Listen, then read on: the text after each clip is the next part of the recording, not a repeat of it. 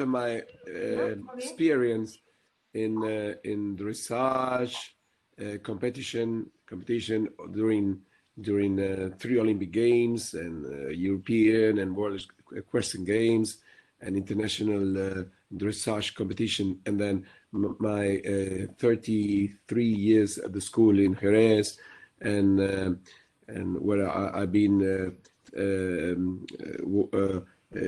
with the school to many places around the world, and I met many people and talked to many people, and very, very high people in this world of the dressage, jumping, eventing, everything. My conclusion was just, I just said before, about that the dressage is only two dressage, the good one and the bad one.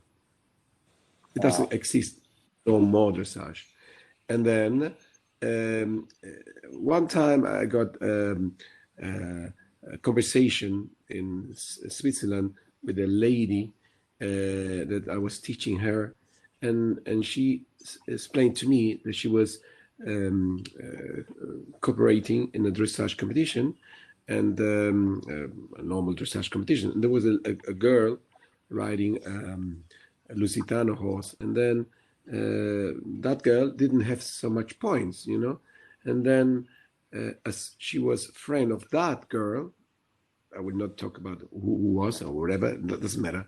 Then he said, why you don't give him so much point to the girl? It's because she rides a Lusitano horse. And then she said, and the judge, it was a very good judge, he said to the girl, to that lady, that it's not for that reason, it's only two dressage, good and the bad one. When the horse is well trained, doesn't matter what kind of horse it is, what about if it's Lusitano, Spanish, Paris, or Warmblood, the horse moves through the back, through the body, as the horses move when they are free, just free, they move through the body. And then when the horse is well trained, he do that. He use the whole body to move in the walk, in the trot, in the canter. And then if the horse has the let's say the talent and the power and every joint, it's because the father, mother, and grandfather, they were a very good mover. He do better. And when he doesn't have, then he just arrived to that point. But he do it, and it's very easy to see it. And then when the horse, he just do it tense and block his body, you also can see it. So doesn't matter if that horse is able because he has the potential to go to Olympics or not. And it doesn't matter if he's Lusitano or whatever, or a pony, doesn't matter. He moved through the body, and and you can see that very clear when the horse just do the simple thing like trot, canter, walk, and transition. That's all. He doesn't need to do piaffe passage and flying changes or whatever, And this is, everybody has to be clear on that.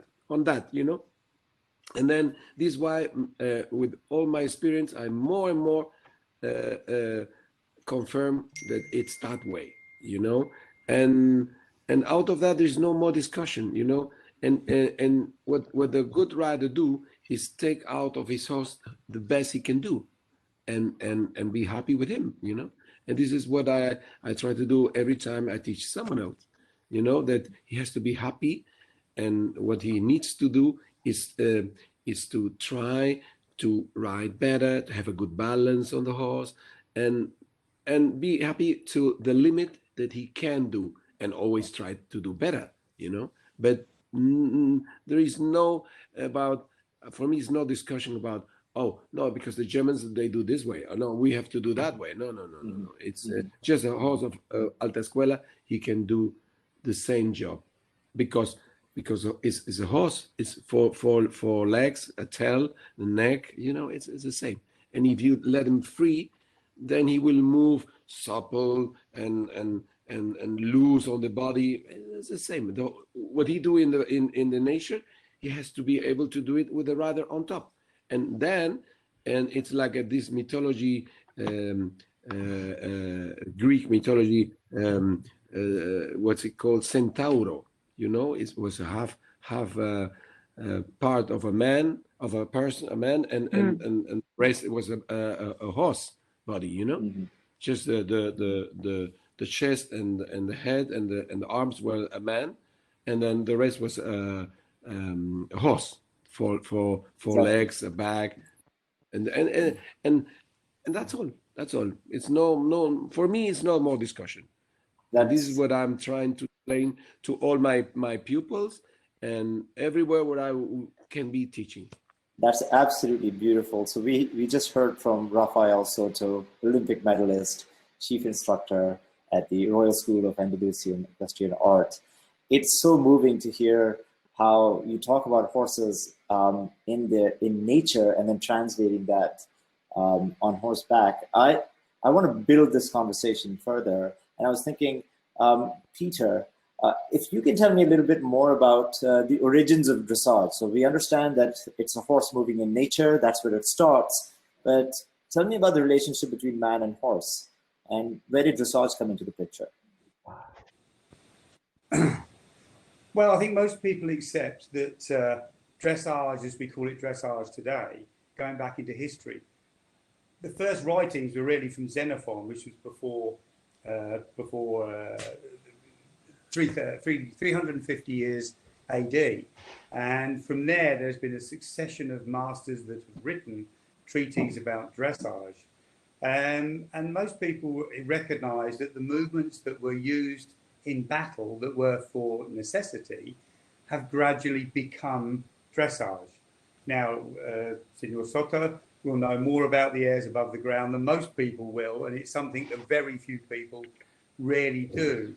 But there are, whether the movements of the airs above the ground really were used in battle or not is another story and is again quite controversial.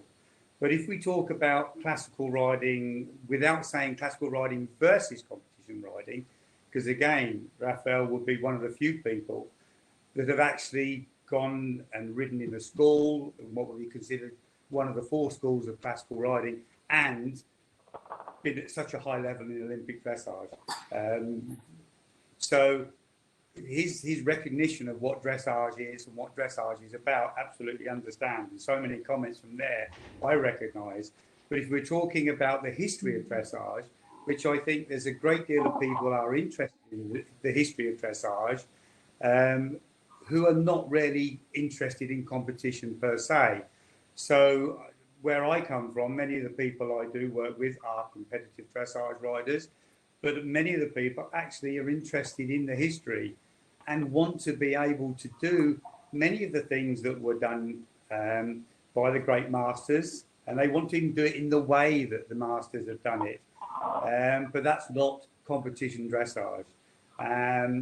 So we talk about history. I, for example, work a lot for English heritage, and the very well-known home of the Duke of Newcastle, who probably has been quoted by most people on their websites that have an interest in Spanish horses, because he actually bought Spanish horses in the 17th century from Spain back to England.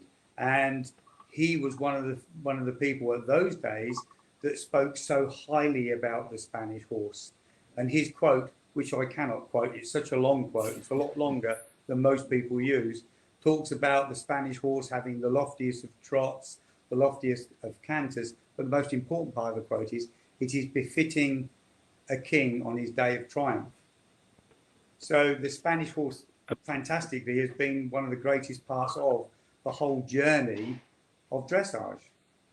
And so if we're talking about history, there are so many points in history where the Spanish horse comes up.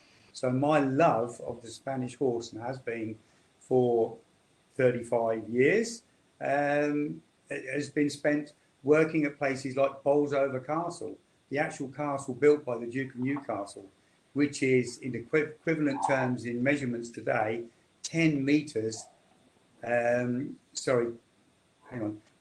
meters by 30 meters. So it's a quarter of an international dressage arena. and we have as many as three or four riders I'm agree waving swords 100% and lances around. I really agree. I'm sorry, Rafael?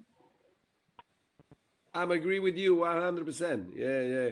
And I saw that many time when I was in different places in Portugal, that the riding arenas, the riding halls arena are so small, you know. But that means that that riders has a very good control about the collection and subness of the horse, you know, doing dressage. So dressage, I mean, dressage, it doesn't burn on the Olympic Games, you know.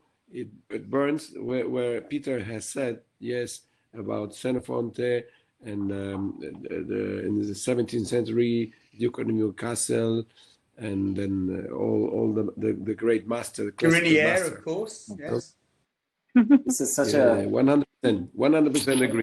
this 100%. Oh, thank you. I don't see Vivi. I take that as a great Vivi, compliment. Thank you, sir. are you there? I'm here. Vivi's coming. Vivi's going to be coming back And shortly. Vivi? We will introduce Vivi shortly. She's Yes. just coming back. Rafael, you mentioned Portugal, and we have one of the best breeders of the Lusitano horses in Portugal with us here as well, Portuguese national rider, Maria Pinho. Maria, can you please tell us a little bit more about the horse culture in Portugal, which I find fascinating, very close to the Spanish, of course. And how does your world of dressage compare to what Peter was talking about earlier? Sorry, Charles, I can't hear you. Right. I was going to say that we have you breed Lusitanos in Portugal, and the Portuguese culture of riding horses in tight spaces. Tell me more about the Lusitano breed and your specific experience with them. Okay, I just wanted to start the conversation because I was listening to what Rafael was saying about good and bad dressage, and I totally agree about everything that you said, Rafael. But I would like you to further on for you to, because I thought that you were very modest when you talked about it, about your importance, about when you went with Invasor and the international judges started to look at our horse. And when I'm talking about our horse, I'm talking about the Iberian horse, okay? Not specifically the Lusitano or the PRE. And of course, you helped a lot that international judges started to look to PREs and to Lusitanos a different way, right? And I think that since I was there at the Jerez and the World Cup, and I think that since that day, it was really, really important that I really felt that they started to look at the Iberian horse another way, and to respect the horse another way. And since that day, I think, of course, it's been a long journey since then. And of course, I'm speaking about the Lusitanos, of course, that I breed since 2006, since then. And that, of course, they changed a lot, and I'm talking about my breeding style. I changed a little bit because I like the sport type Lusitano. I like big horses, and I think that they are important too. But I would really like to just make a little tangent in this conversation, and for you to explain the importance that you had and in that time. So just to make the connection of the conversation. Rafael? Yes? Can you hear me? Yes, we can. Maria had a question for you. Yeah, sorry, I didn't hear. What, Maria? What you said? I was asking tell me you, again?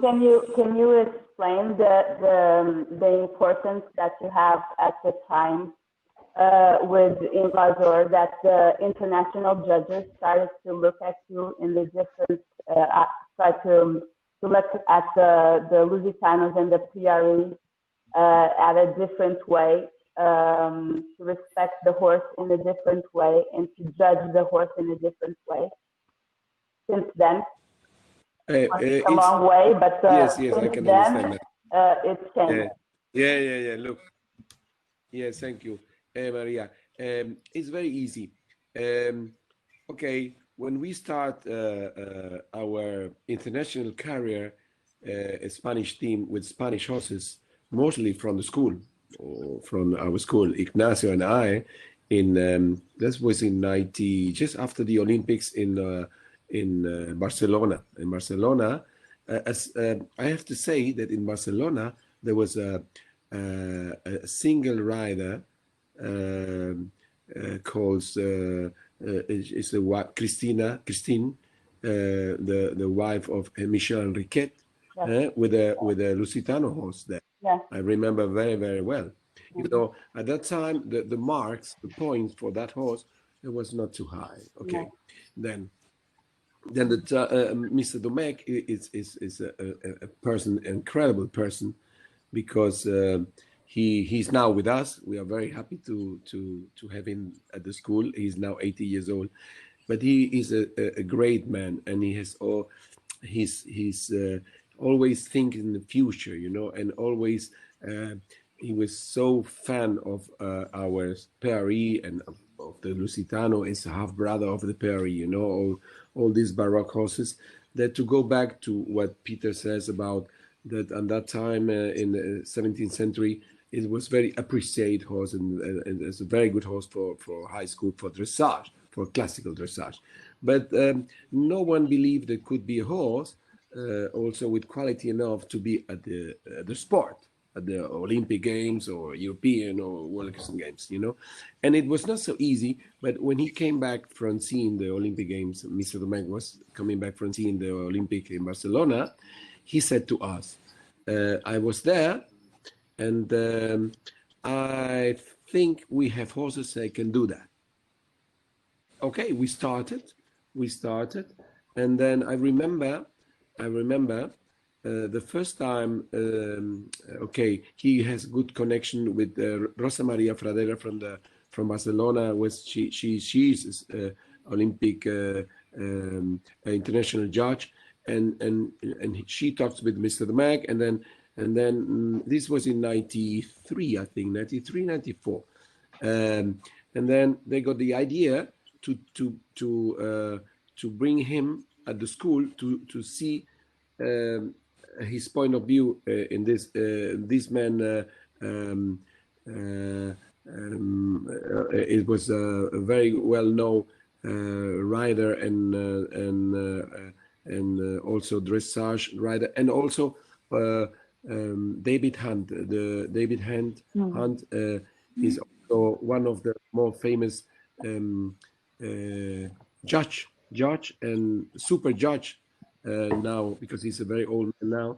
But he came to see our horses, and I was there with one of my horses, was Flamenco at that time, a half brother of Invasor, and then Evento with Ignacio and one or two more horses, you know, and then just to see what the potential, if he thinks with his spearing, he thinks that horse could be good enough to go in the team and to be able to start dressage as a sport, you know.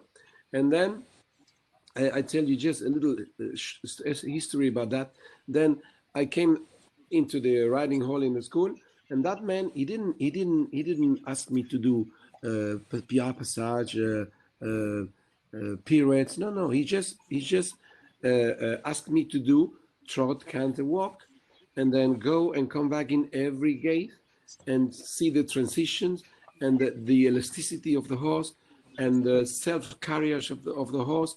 and then out of that, we got a lunch after, and Lucio, who is a very good friend of me, and he asked me in the last 4 years between 2014 2018, I was helping him as a trainer, me and of the Spanish team that years.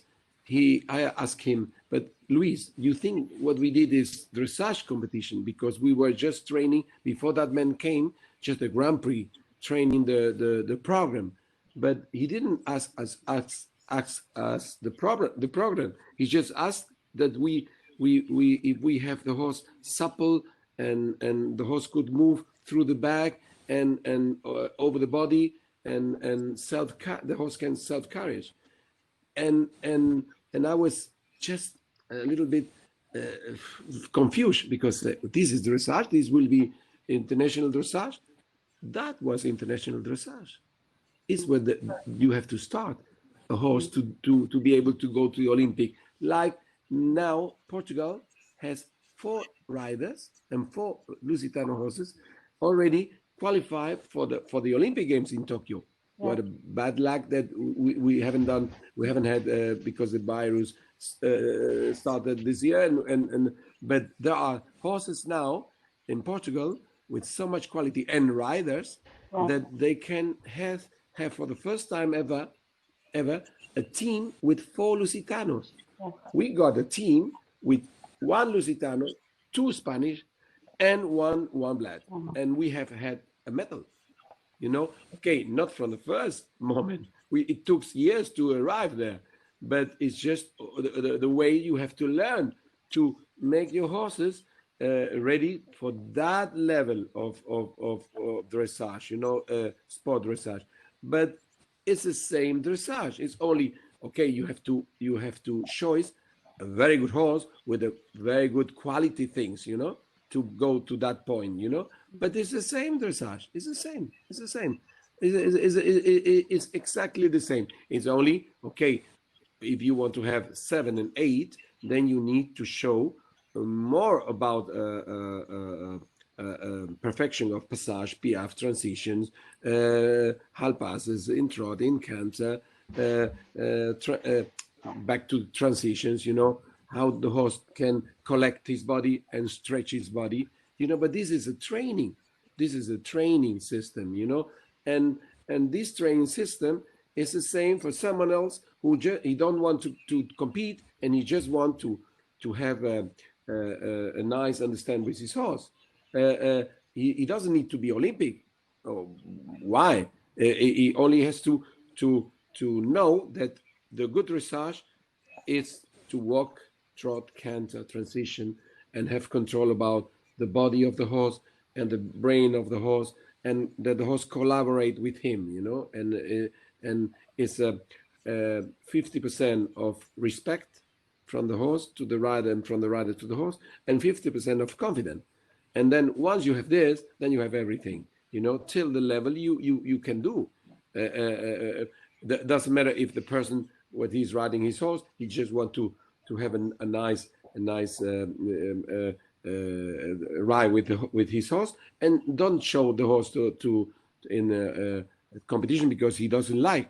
You don't need to like the competition, but you need to know how to ride well and how to train your horse well. That's all. But the capacity of the judges to judge our horses, it comes step by step when we learn also to train our horses better, and to train our horses in this way of carrying himself, use the neck to use the back, all these things, and then when we step by step could train the horses, then in that thing our trainers like Koschel and Jan Bebelmans, then we learn with them, and they always say that they learn with us. Like when I train many people around the world, I teach them many things, but I have a feedback of how many things I learned from them.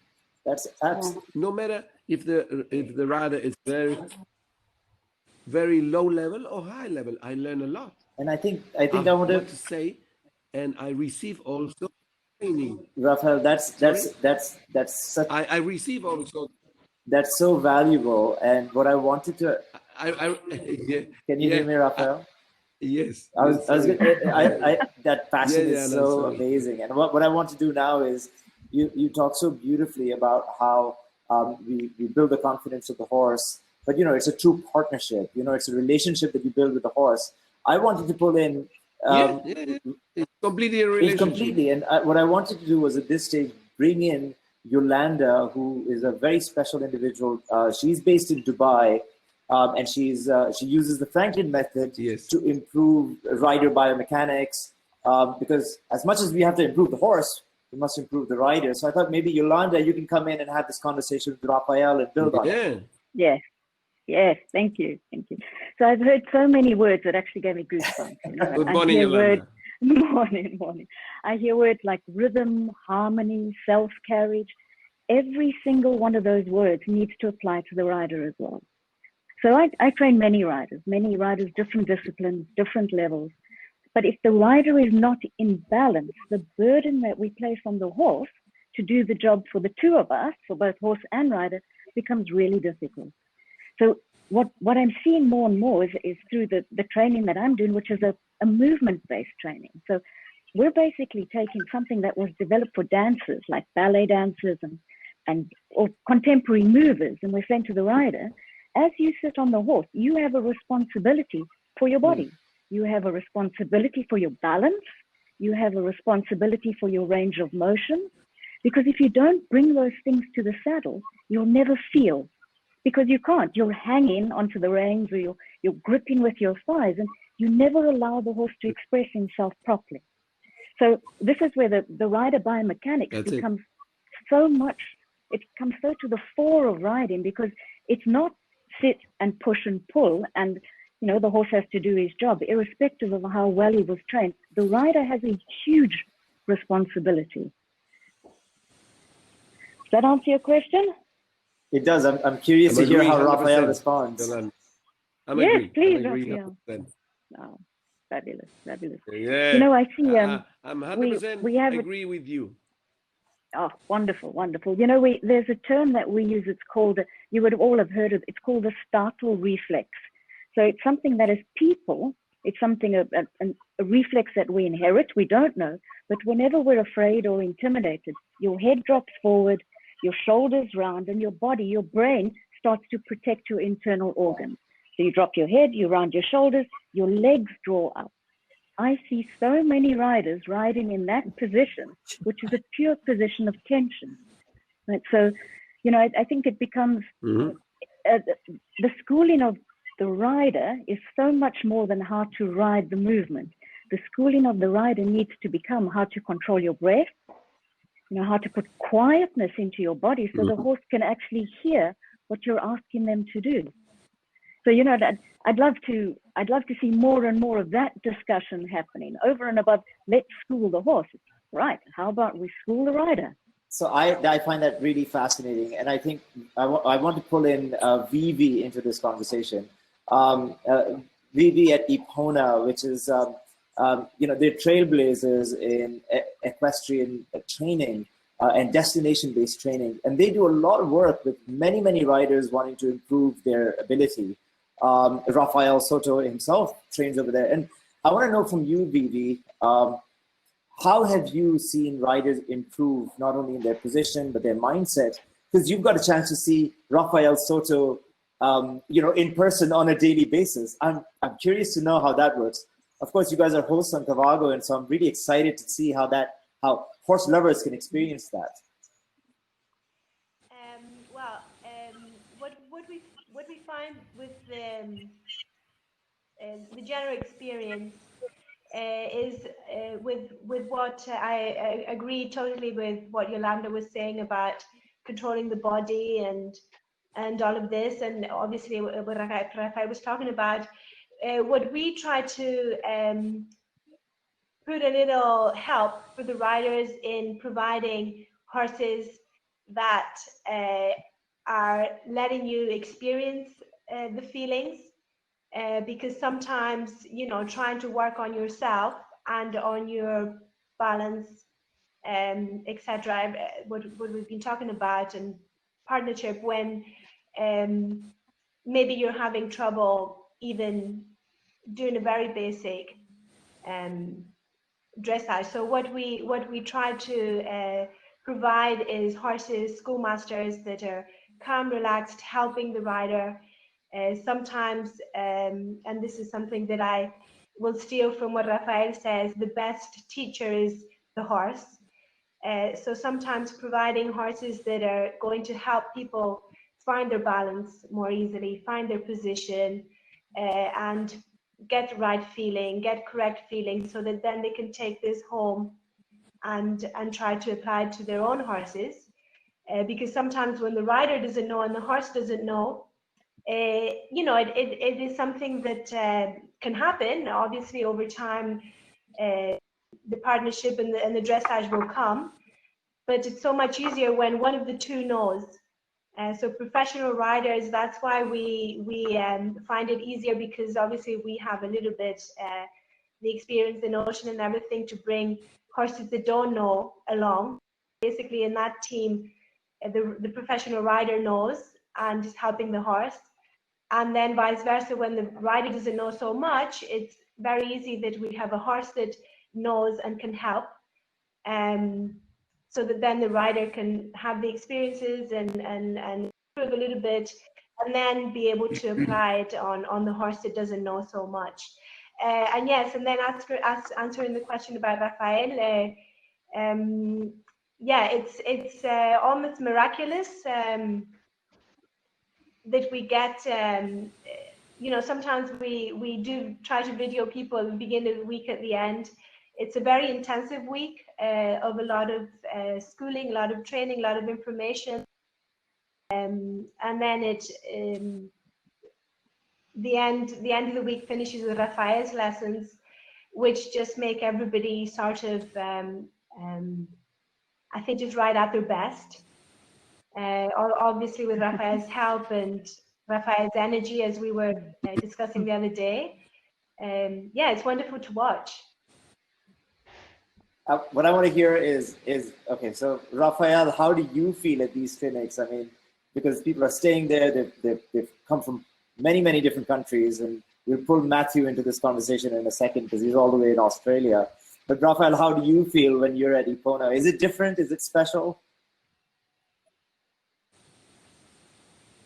Well, thank you, Vivi. And Fernando out there, I'm very happy to see him. No, I just said that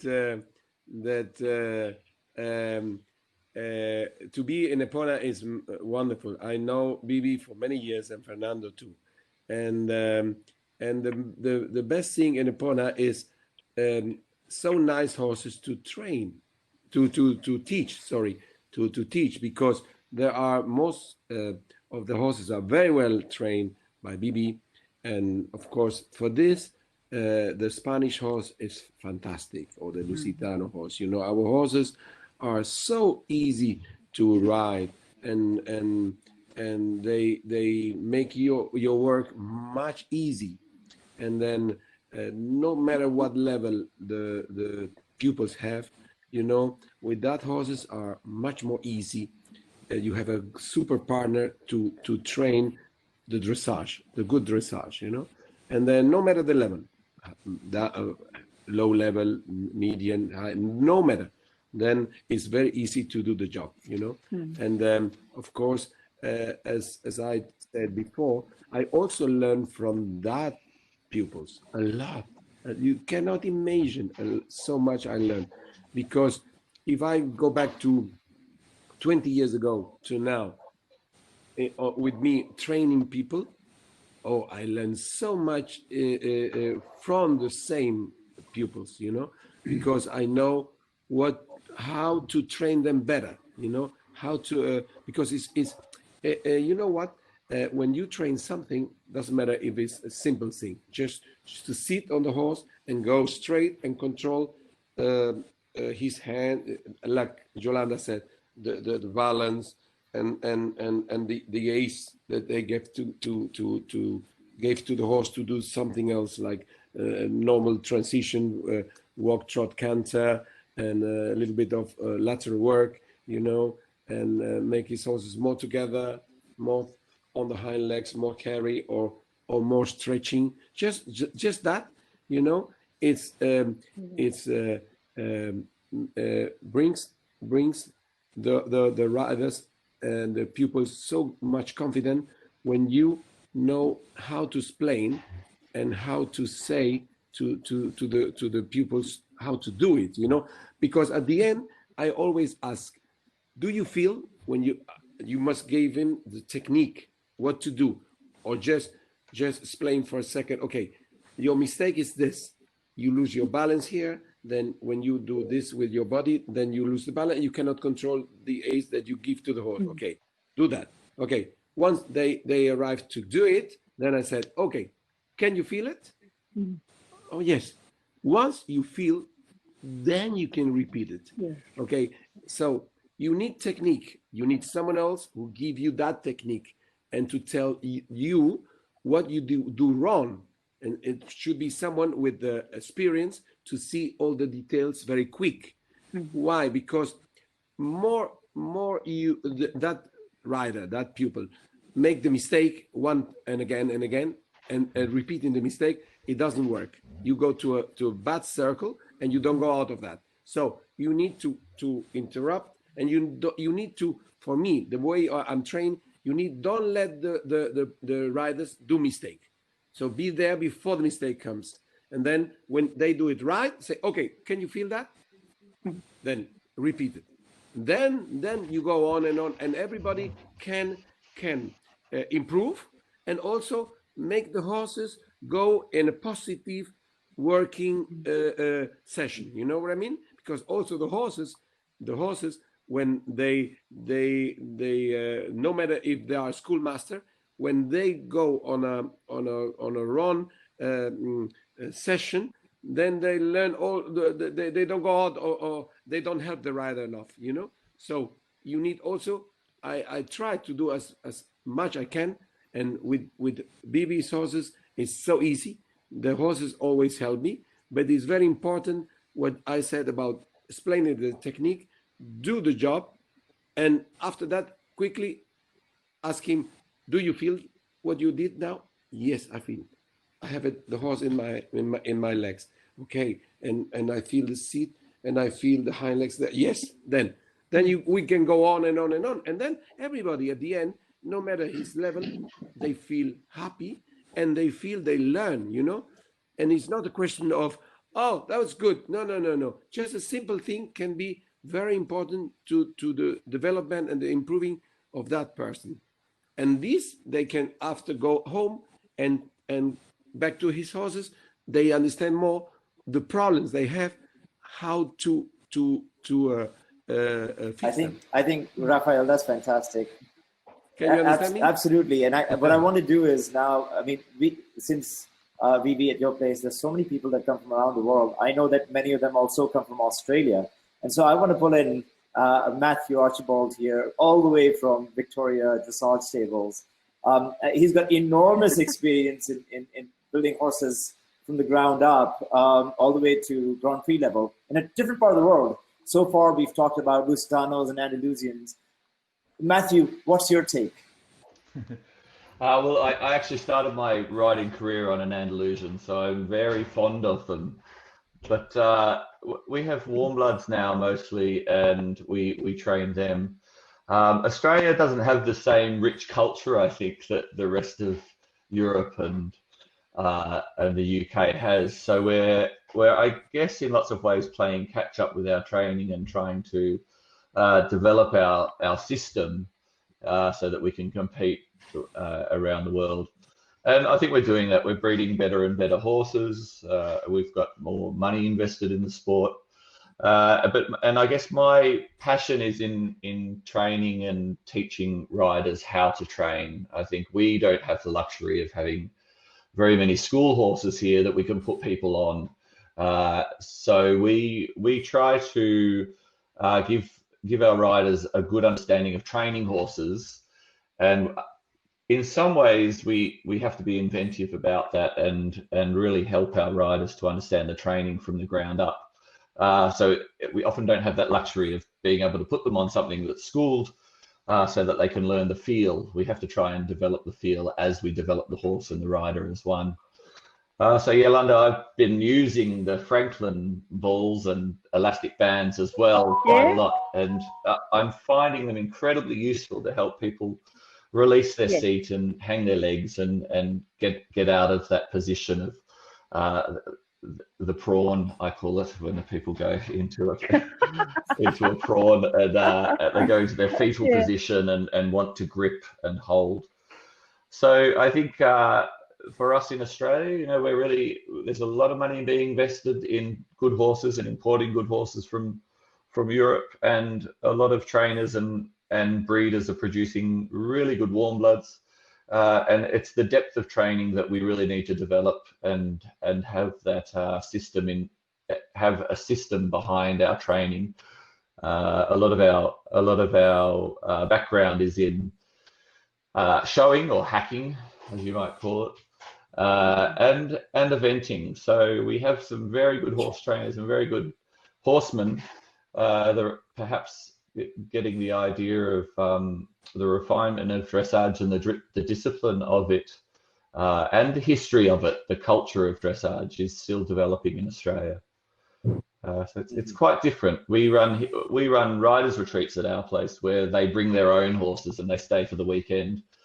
And the difference in them being there for 3 days and they have 2 lessons a day, they have a yoga session, they get a massage session. So we look after the riders and try and get their bodies a little more organized, and then get their horses more organized under the more organized riders. And the difference in the 3 days is quite enormous. So it's something that we keep developing and keep looking at. But you know, the majority of our clients are amateur riders, and they're really looking to develop their skill and enjoy their journey with their horses. And I think it's fantastic to have role models of Grand Prix riders and Grand Prix horses around for them to sit on, but unfortunately that's not so easy in Australia. So yeah, it's very different. I feel very humble being in this group of very experienced and well-respected horse trainers and Olympians, and you know, I guess I just enjoy the process of teaching and training horses and riders and trying to do it in the best way for the horse. And you know, the balance of the rider is incredibly important, and something that I'm quite fastidious about. Yeah. Fantastic. I do want to build on that conversation about finding balance in the horse. I was talking to Yolanda earlier, and it was interesting because she said to me that she quoted someone. They said that a dressage test is never won. You can only lose it. I wanted to ask this esteemed panel what they thought. Maybe starting. Let me expand on that one a little bit. It actually one of the things I do. I'm also an FEI dressage steward. So although we don't have much high-level dressage in the UAE, to keep my FEI accreditation, I need to go to Europe every year, just for more training to stay more current. And I had the real privilege of standing next to one of the really senior FEI judges, and we were watching a top-level rider. Fantastic. I mean, it was jaw-dropping. She was flawless. And I turned to him, and what he said, I said to him, "Do you think she will win? Or do you think the rider will win?" and his response, he turned back to me and he said, "This rider never loses, but she never wins." So I reflected on that, and what he was saying was that the rider gave such a, I don't want to use the word mechanical, but she was so flawless and accurate in her riding that it was very difficult for her to lose. But what wasn't there was that feeling, the goosebumps, when the rider comes down the center line and it's harmony and it's flowing and it's just art. That wasn't there. It was pure precision riding. So I guess the question is, what are we looking for in the sport? Are we looking for that flawless execution of a dressage test, or are we looking for what Rafael spoke about, where that it's art, you know, it's something you watch and it brings tears to your eyes because there's so much emotion into the performance. So I'm really keen to hear your thoughts on that as well. Rafael?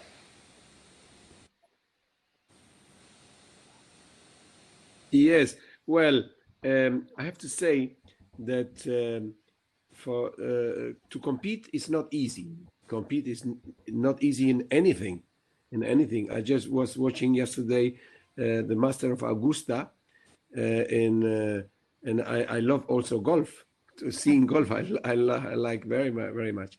You know, okay, then you have to be precise. You know, okay, you can be a very good rider with a super balance and very good harmony with your horse, of course, and beautiful passage piaffe, everything very well. But if you make some mistakes in the test and the horse is not precise on that transition, then you lose points. And then, you know, for me, with Invasor, with Flamenco, I've been competing during so many years, you know. And for me, what it was very important, just after competition, no matter if it's to have the good feeling with my horse, you know. And then, okay, if that good feeling it goes into the precision, and if I didn't have it at that moment, then I try to work on what it goes wrong. Why I got that transition not 100% perfect. Okay, this was I pulled too early to here, there. Okay, I train on that thing. Okay, the horse was too short in the neck. Maybe I lose the back for a moment or whatever. So I never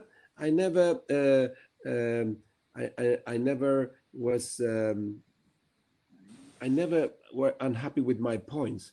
If my points were not as good as I think I can have it, then I work more on that, or if there is some critical things in the paper of every judge, then I look on that. Then I have to, if you want to compete, and then you have to be open to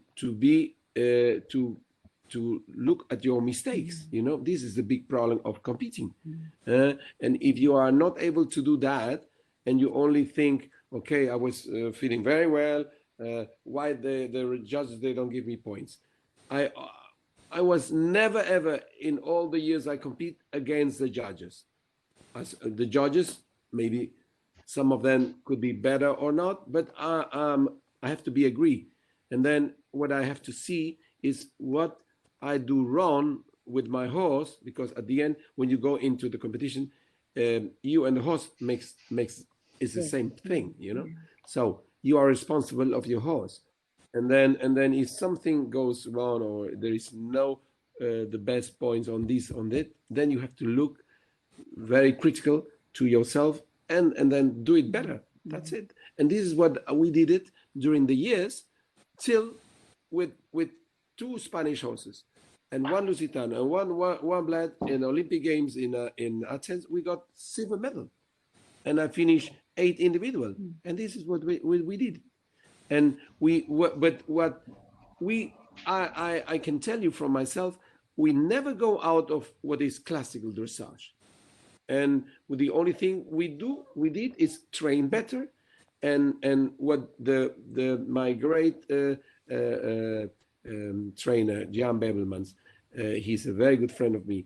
He tries, and he said many times in many places, we learn from him, and he says, oh, I learn from you too. So it's always as I do with my pupils. Doesn't matter if it's what level they have. Doesn't matter if they are Olympic, we are in the Olympic game, or we are just training in Epona. No, it doesn't matter. But you have to be critical with when you are competing. With the competition, it's not so easy. You know, you have to be perfect, because the others are there to beat you. The others are there to beat you. You know, if if you don't have the points that you think you should have, is because you did something wrong, and then you have to study yourself. That's it. And then make and try to write better and to be more precise and to control every little moment of the competition. I want to pull And in that's all. Peter again in this conversation, because I remember having a lesson with Peter, and it was all about studying yourself. There's no competition. And Matthew, I perhaps ride like a prawn, I have to admit. But I want to pull in Peter into this conversation to ask him, because he doesn't play in the competitive sphere as much. What are your views? Oh, well, listening to Rafael about the competition, I absolutely understand. And I think what are so many other people that maybe it's such a competition between classical, it's controversial between classical and competition. But competition came out of classical. The rules right from the very beginning were from classical trainers. I think the problem is, for some, the dressage training has become harsh. But exactly what Rafael was saying, it's either good riding or good dressage or bad dressage. The trouble is, the controversy between the two has become where many amateurs are feeling that they can criticize some of the world's best riders before looking at themselves. And I think when we get to the controversy between the two, it's much more like Rafael was saying, it's either good or it's bad. And it's what I've always done, working mainly with amateurs. I have worked with professional riders, but those are the professional riders that maybe have gone off track, where they've had trainers that are only focusing on the horse. They're only focusing, and their only cure is often the quick fix. The quick fix is too much hand, or the quick fix is maybe they get tense and they get angry with the horse, rather than going back to the basics. Again, what Rafael's talked about, it's the basics. You can take somebody up to medium maybe without being too talented a horse or too talented a rider, but if those basics are not right, you can't go beyond that. And I think people like Nuno Oliveira have quoted that. You can get somebody so far, but without the basics, the true advanced work is not there, and it's not correct. But so many riders that are in that level where they're competitive, they want to go out there maybe for the wrong reason, maybe for the rosettes or the ego or whatever. They take very little time, and they don't look at the attention to detail. And I think what Taz is saying, and I remember the lessons that we had, and if I remember rightly, you and Anya pretty much came to me and said, well, we're doing horsemanship. Yes, you are.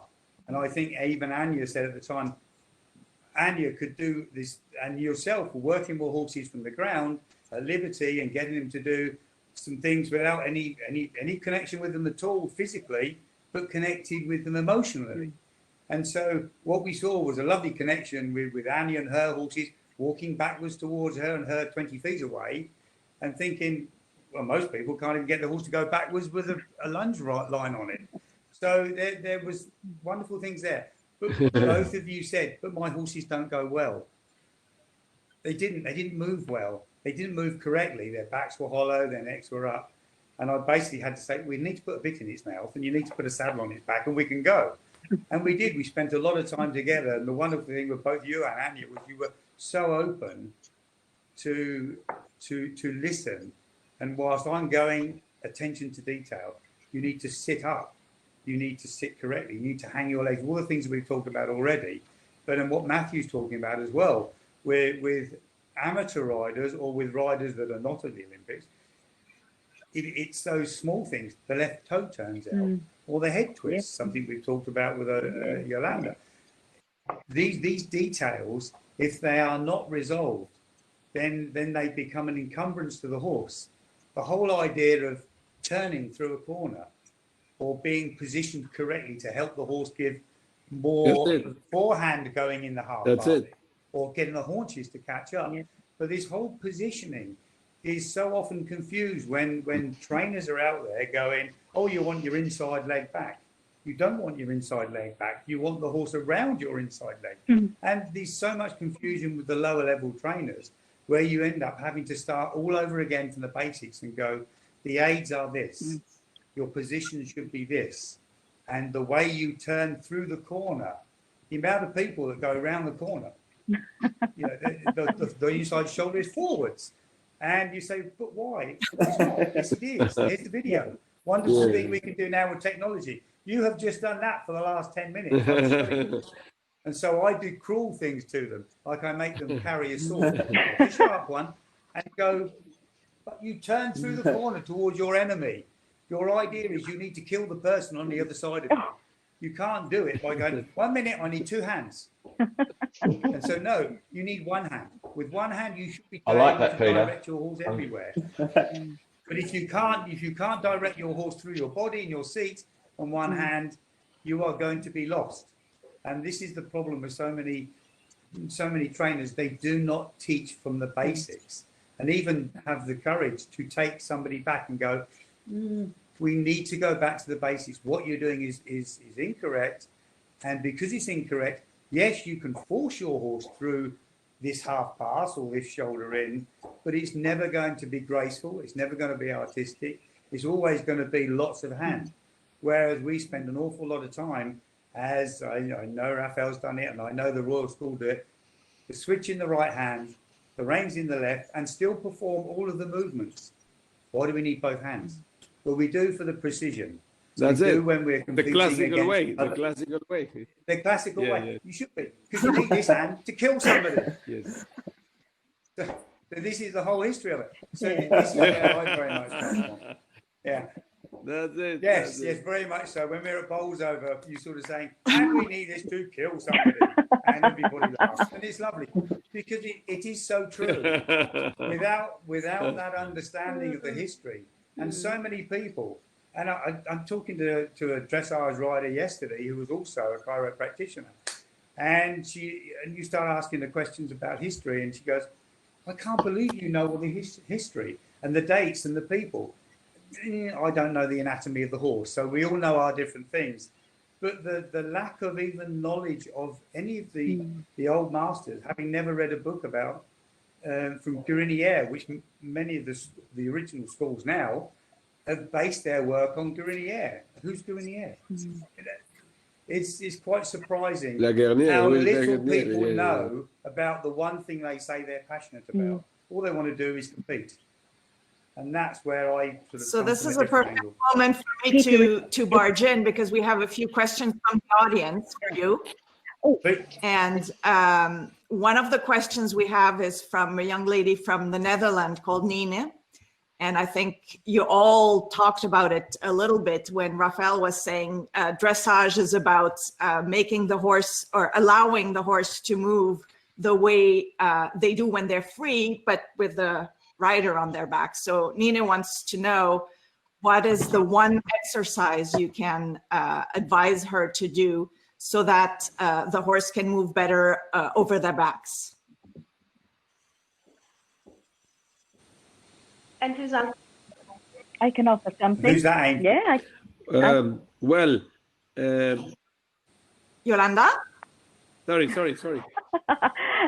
I can offer something, and apologies for interrupting, but often if I start off a new rider, the first thing I'm going to tell them is, how do you breathe? Because what I find is when a rider starts to work with a horse and they start with a shallow breath, they block the movement throughout their entire body. So I'm not sure if that answers the question, if she wanted more of a what exercise should I do, but I would urge, climb in the saddle, just take 2 minutes as you walk and feel what your breath is doing. Because the reality is, the deeper you breathe, the more you open your rib cage, the more you drop your shoulders, the better your connection will be. The better your connection, the more you can feel and allow the horse to move in a more free manner. Interesting. I'm already breathing better. Just because you said that. So now I want to ask Maria, because Maria obviously works with many young horses, and I remember attending a session at her home. She has a beautiful home. where she was riding one of her top horses, and she was talking about some of the exercises she puts these horses through. Maybe you can address this question as well, Maria. I didn't quite listen to the question. But I think I can see the final. What is considered the most important exercise? Yes, the question from Nina in the Netherlands. The question is about what exercise you would advise her to do so that the horses can move better over their back and not over the only with the legs.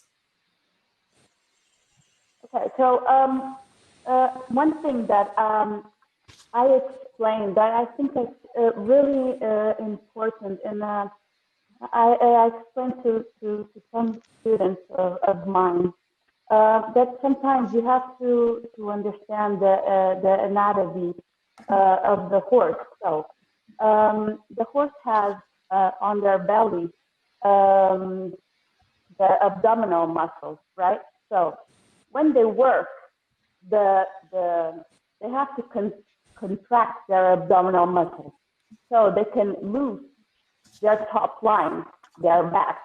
So that's the ideal that we have when we work. So they contract their abdominal muscles, they release their top line, they better engage their legs.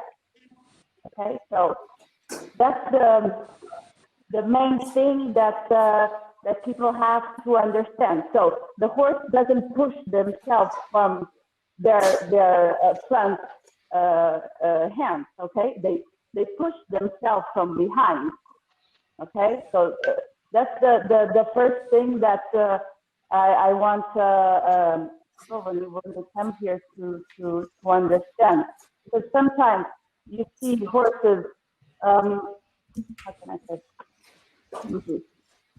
Horses like this, the opposite thing. They're contracting their top line and releasing their abdominal muscles. Okay, this is wrong. Okay, they have to contract here to release here the top line. I don't know if you are understanding what I'm saying.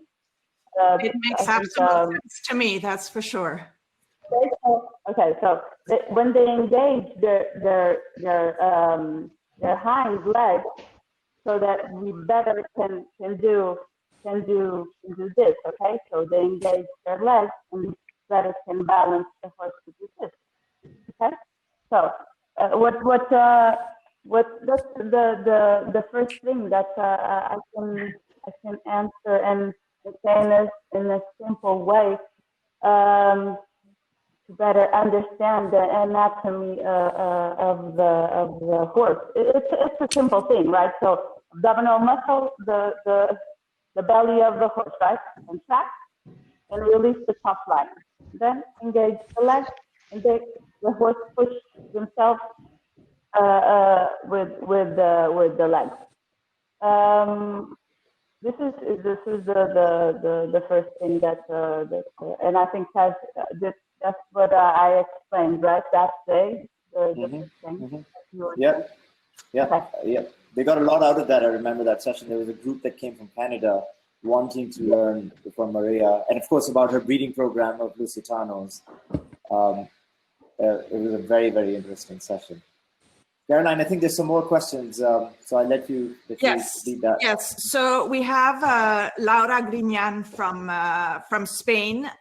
Laura is a young show jumper, very young show jumper, and she wants to know how important dressage is as a basic exercise for show jumper. And that's a little bit of my own pet peeve with the environment I'm in here in the United States. So I'd be very interested to hear what you guys have to say about that. Maybe Vivi or Matthew?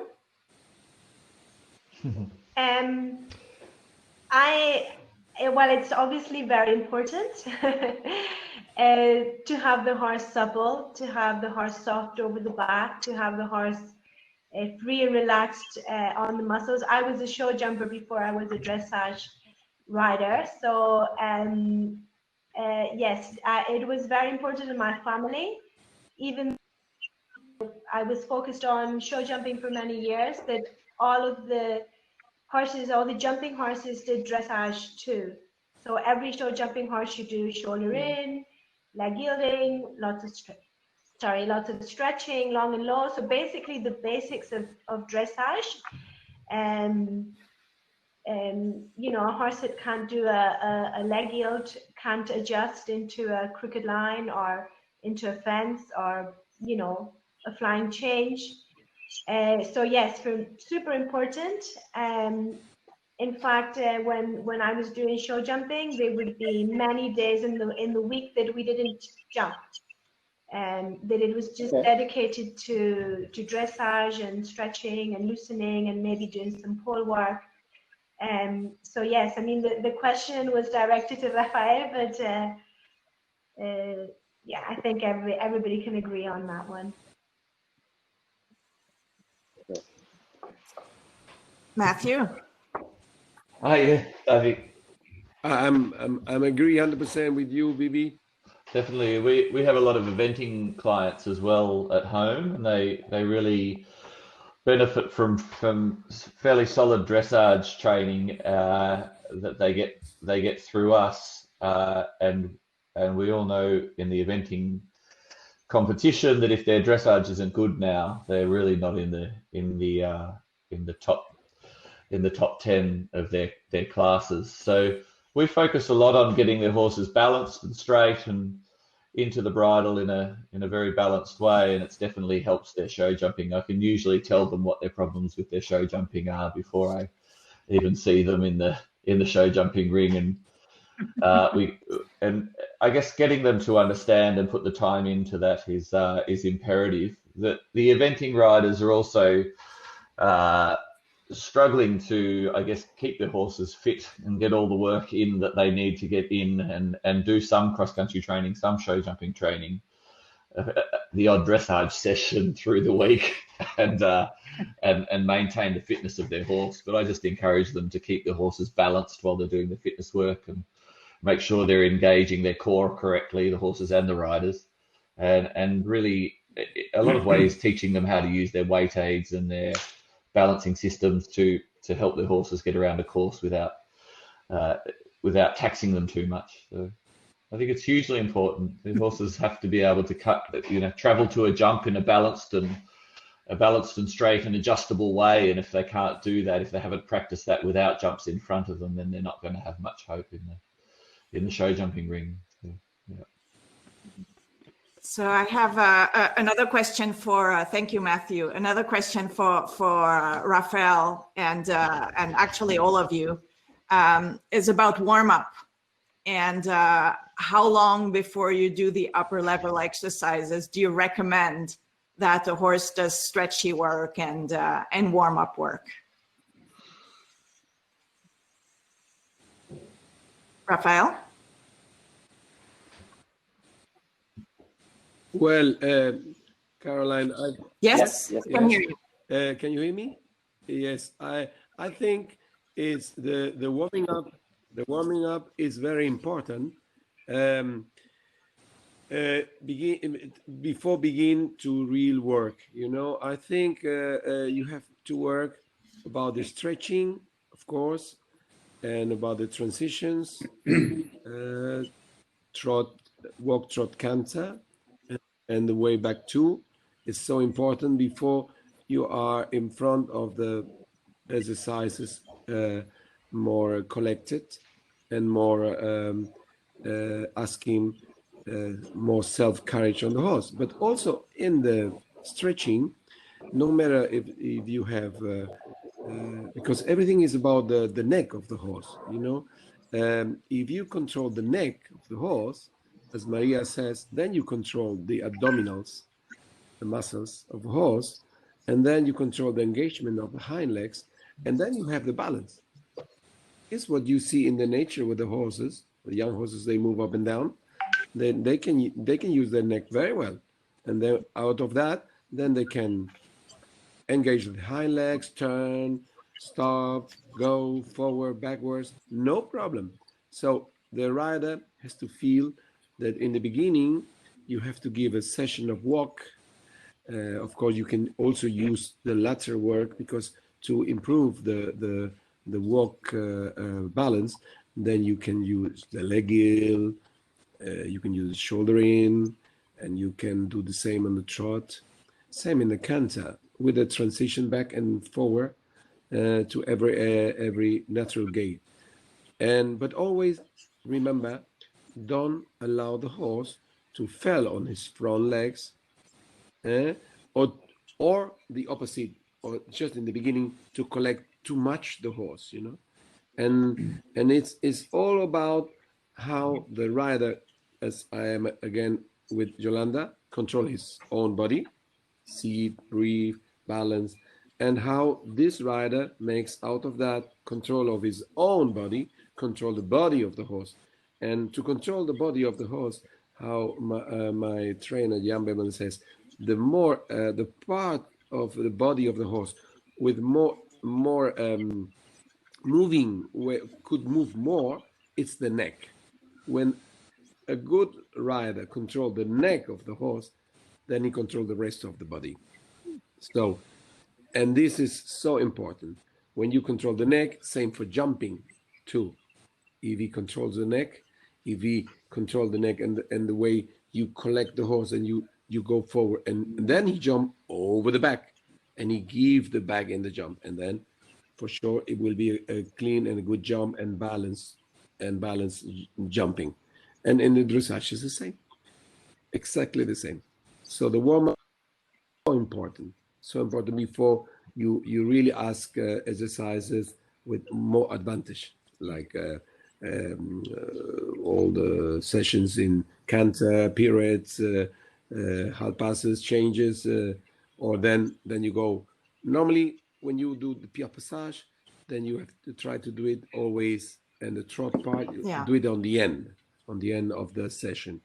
But the warm up, for me, in the right way to work for me, it's include in every session you ride the horse, you have to include the stretching moment always before every break.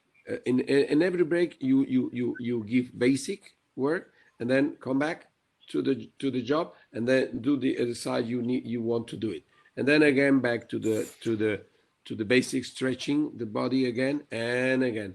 So it's not a question of now you stretch all the time or you work up all the time. No, it's the mix between one thing and the other.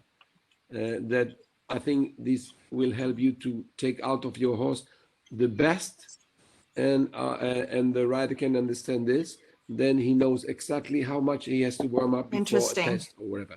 I have another question, probably for Yolanda.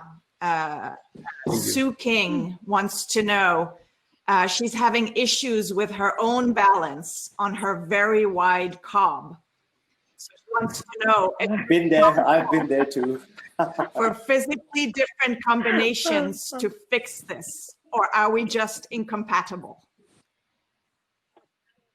So, and I'm really smiling because I can share a story here, and I'm keen also for everybody else's opinion, but I have made the same mistake 3 times, right? Not once, but 3 times. As a rider, I had this vision that I always wanted to ride the curve. This was my big dream. So I walked the path with 3 KWPN Dutch warm bloods. I could not ride one of them. Right. So I'm quite short. I'm 157, and as I say, I made the same mistake 3 times. So I'm not bragging. I'm actually quite ashamed of myself. But I had such a strong vision and a dream, and the elegance, these big movers, they're so inspiring, and I had to admit to myself that I didn't have the length of leg, I didn't have the range of motion, and I simply didn't have the ability to ride these horses. The best ride I've ever had in my life was with a friend's little Akelteki, which is quite a small, slender horse. She was fully schooled through the changes. I sat on that horse and I felt like the queen because we just connected. So I guess the answer to the story is, I think, I don't want to say reconsider your options. But I do want to say there is a reality check. You have to ask yourself, how hard do you want to work in order to fit into this horse? And if you're sitting on the horse and your hip joints are already overextended, there's not much room to improve the position of your hip joints. So you can certainly work on other aspects of your balance. You can certainly work on stretching your psoas muscle. You can make small improvements 100%. So I'm not saying no, but I'm saying as a veteran of making the same mistake 3 times, sometimes the horse is just too darn big. and that's my experience on it. But I'm keen for the professional riders. And what is your view? Yeah, maybe Peter, is there a body type, a person's body type that fits the Spanish horse best? I mean, you've seen generations, I suppose, of young and not so young riders on Spanish horses. Do you agree with what Yolanda said? I agree, yes. The difficulty is how honest can we be with the rider? And we're not talking about Sue. Actually, I've met Sue. If I think it's the same Sue King I'm thinking of, I've met Sue, but with a different horse. There are so many things to consider when you are going to be a rider. Whether the horse that you select is obviously one of the most important things. Firstly, temperament. Secondly, your own weight and your own proportions. And weight isn't always the issue, but we have to be very tactful because not everybody is built to be a rider, but many people still want to be a rider. So it's very difficult there. But it's a way of finding the best route to where you want to go and having an honest view of what your journey is going to be. Somebody genuine, and I've met them. I actually met somebody once at the age of 50 who'd been riding 30 years and was determined, now she bought a good quality horse, to go to the Olympics. It's too late. Not when you are not. 30 years of riding incorrectly is too late to become an Olympic rider. There just isn't the years to do it. I mean, most masters will tell you from history, will tell you it takes a lifetime and a half to know it, to know enough. And most of us will probably pass thinking, I wish I'd known that as well. I think the difficulty with, and as you were saying, short people. I mean, we designed saddles in 2008 because in a certain way, whilst the tree was quite common, it was a well-known tree that actually works very well with Spanish horses because it's open in the gullet and flat across the back and can be wider in the different trees. But one of the most important things I found when watching most of the riders, and I've got to be careful not to generalize too much, but many of the amateur riders that come to riding are ladies or women or girls, but they often come later in life, having started as maybe teenagers and loved their journey up until they were then going to get married, have children. And this is a story I heard when I was 16 from my boss. Boys will come to riding, and if they love it, they'll stay with it for a lifetime. But there are less boys riding in my day, 50 years ago when I started, 50 lots more than that. But ladies, and please correct me, ladies, if I'm wrong, often go through the journey of riding and sometimes becoming competitive. Then they become career-minded or career-minded. Then often children and marriages come into it. Not for everybody, of course. But then later on, they want to go back to riding. And of course, at that age, their shape, their body has changed quite often. And many of these people are not tall athletes. And they're not even built in proportion to being tall. They often have short legs or short arms in proportion to their body. We are all different. But finding a way around that, we found that all the saddles that were designed on the market, for example, are curved. And when you sit somebody with short legs on a saddle that's big enough to accommodate them, their ankles barely come past the curvature of the saddle. So we design saddles that are cut off. Doesn't make any difference to the horse, doesn't make any difference to the design of the saddle, but they curve, come straight across, and all other manufacturers of saddles, turn away, don't listen. Is that they then suddenly find that their calf can touch the horse, albeit it's not very far down on the horse, but at least their leg can feel the horse and touch the horse. So that was one thing.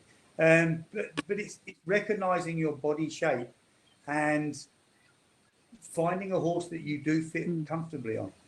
And it's not easy, because often the horses that are slimmer often are hotter horses. And for someone not at that level, it's not a good choice. Even cobs aren't always easy, but a cob is a wonderful horse for many people for what it was designed for. But with a few exceptions, they're not dressage horses per se for competition. And that's why you don't see them at the high level. Because generally it's the warm bloods that have been designed over the last sort of 50 years particularly to be originally easy enough for people to ride by their temperament, which means they were cold bloods crossed with hot bloods. But when dressage first started, 1905, 1912, when they first came into the Olympics, many of the horses then were Anglo-Arabs. They were hot horses. The average rider would not be able to ride those horses today. And so they started to design warm bloods to bring more people into the marketplace for competition. But now those warm bloods are getting hotter and hotter, which is great for the professionals that are built for it, but those that aren't either built for it physically and capable with their riding, because they've not had the right start, to be able to handle with sensitivity those hotter horses. Dressage has changed. And if you want to be a competitor, then you have to bear all these things into consideration. Yes, yes, of Does course, that help? very interesting. So I think, go ahead, Karen, go ahead. I have another question, and I think all the audience is actually burning to see that. It's from Lauren Koh in Singapore, who is also our intern at Cavago. And she wants to know from Rafael what personality, how Invasor was, and what kind of a horse he was. She wants you to talk about him a little bit. Tell us the story. Rafael, you heard? Well, Invasor was a very special horse. Yes, very special. Vivi knows him, and because Vivi saw him at the school during the years that he was with me at the school, being a pupil. In the beginning, he was not my horse. It was in the hands of another rider, Antonio Cid, and he was the one trained him. And the first, it was very clever horse, very compact, strong horse, very strong horse, with his not amazing walk, very normal walk, super canter, very powerful horse, and very clever. It was not very hot horse, and the trot. He was a very good pied passage right from the beginning. He was a power and amazing as his grandfather, the father of his mother, was a very famous horse in the school called Valeroso, was amazing pied passage right from the beginning. But his trot was not very elastic.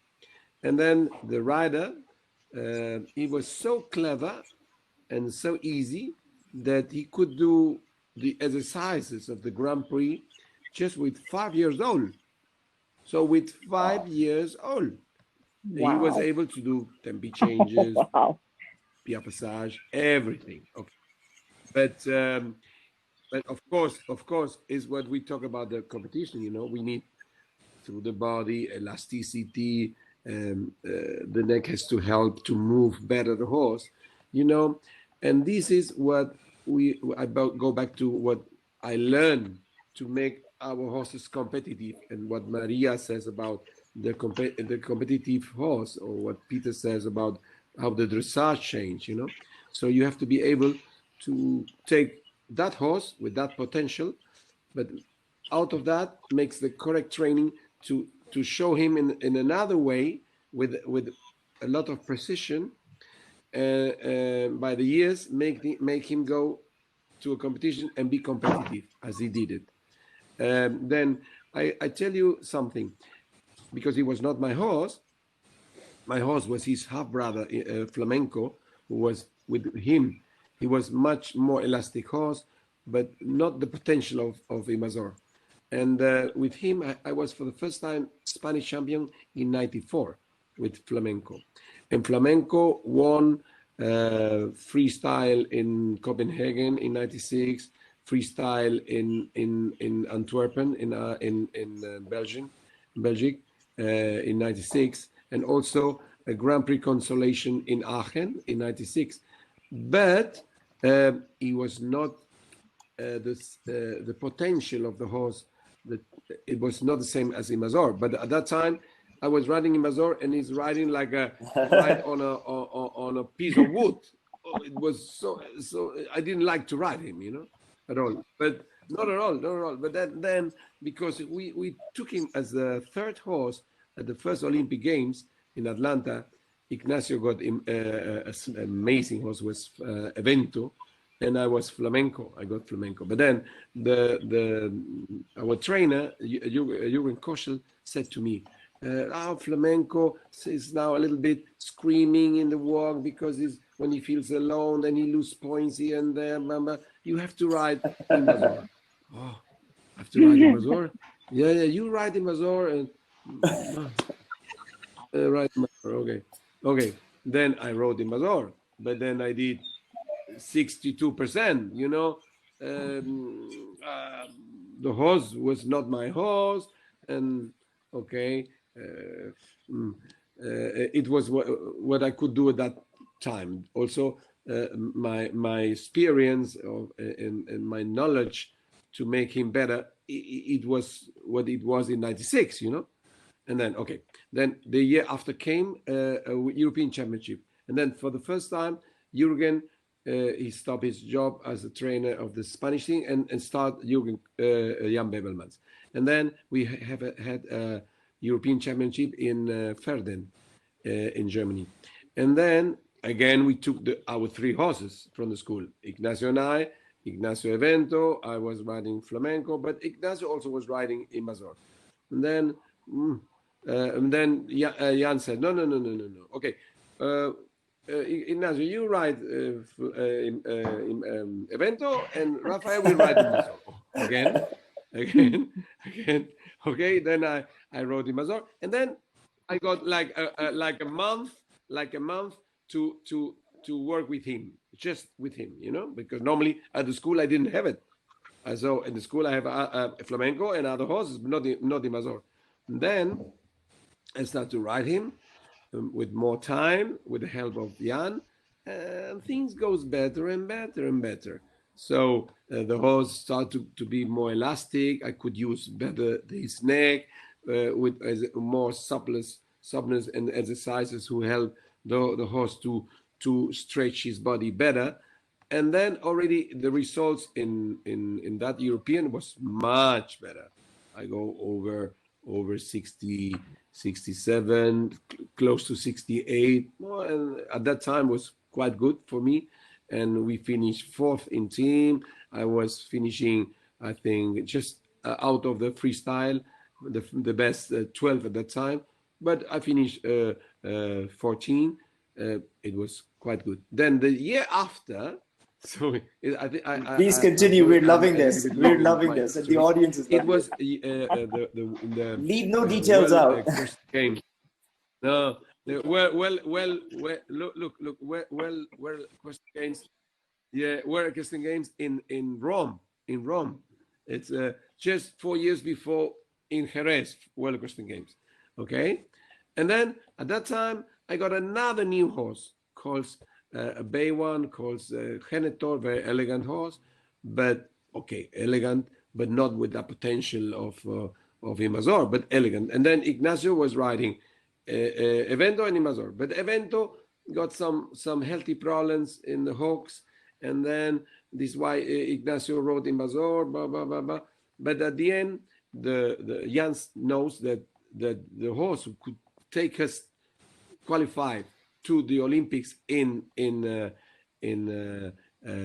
Sydney in Australia was Evento, because Evento at that time was always close to 70% and sometimes over, you know, but Evento was lame with some healthy problem.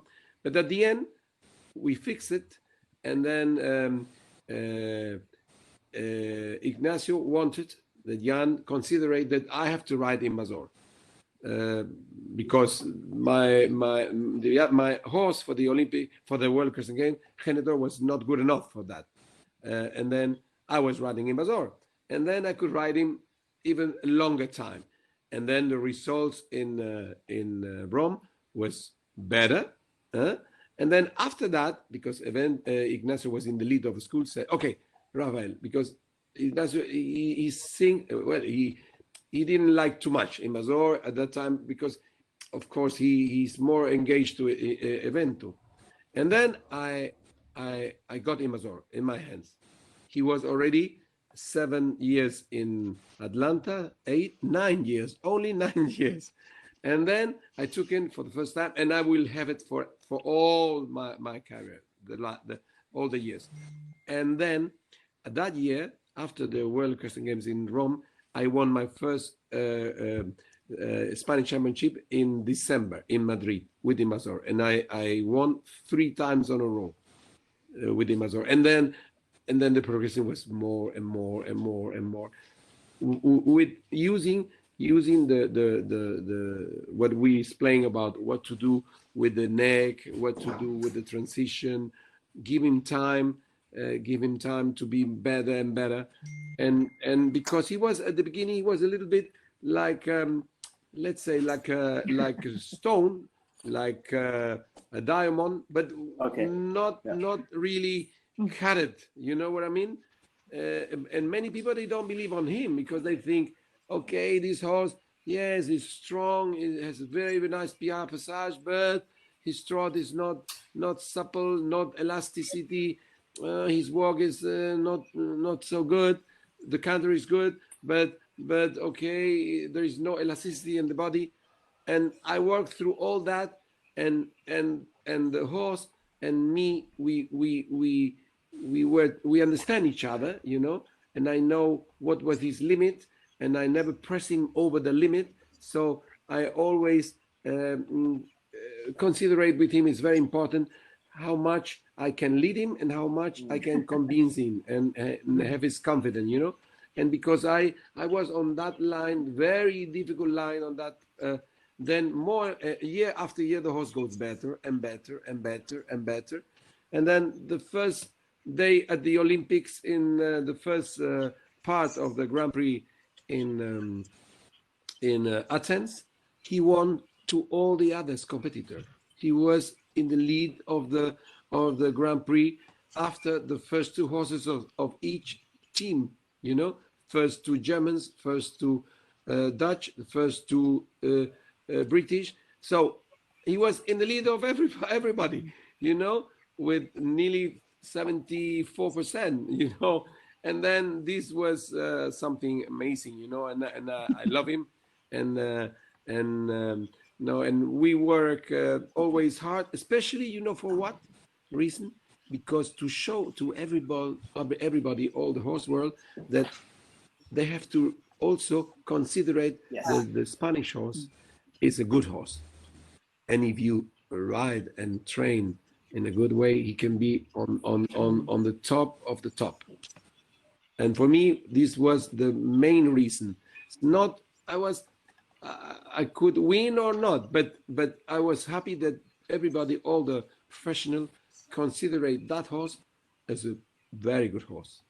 And before that time, okay, they think, oh, the Spanish horse is nice, it's good, the history of the Spanish horse, but it's not competitive enough for something so difficult like Olympics and high level dressage competition, you know. And it's not the truth. For me, it was an honor to do what that. What a breakthrough moment, isn't it? Yeah. I loved listening to that story. Thank you. So I think we have some more questions. I think Samantha Ward. And I still, when... Sorry. Yes, so Samantha Ward wants to know what the panel believes is the best breed for dressage. Anybody has an opinion? Yolanda, you're shaking your head. I'm shaking my head because I'm thinking, I'm like, you know, I once again, I'd leave this to the professional riders to answer, but my only view on this is I think there are some horses that are highly trainable, but maybe they have conformation, or they're not built in the way that dressage requires the horse to use his body, and I think that's the first consideration. But I do think that any breed can do dressage. I mean, dressage, take dressage as the equivalent of yoga or Pilates or dance for humans. We can all do that. So, and I know it's a little bit of a soft answer here, but I'm a firm believer that anything with 4 legs can do dressage. Whether they can do Grand Prix, that's a different question, right? Interesting. So we have a breeder of a Lusitano. I know what she will say. No, I in an honest way, I hope one day the best breed, of course, I hope, and we are getting there, that I hope someday that the Lusitanos will reach and get closer and closer to the warm bloods. But of course, that nowadays the warm bloods are the best breed for dressage, of course, because we still have a long way to go, and especially, and I'm talking about Lusitanos, we still don't have the power of and especially the hind legs of the warm blood. It's many people talk about the back of the Lusitanos, but I think the main thing is the hind legs and the power, because now we have the 3 movements are okay. The walk, the trot, and the canter are good. The size of the Lusitanos are good also. So now I think the main issue and the thing that I work every year is to get more powerful horses and with better legs. So the main thing that I work here too is to improve in the structure of the bones of the horses. That I think is very important too, because the bones of the horses are the structure that helps to develop better muscles and bigger muscles for the horses. And that helps to improve the power and to improve the better legs that I'm hoping to breed better and better every year, and to select better horses, and hopefully one day that very, very near the warm blood. So that's what I honestly think about. Very interesting. I think from a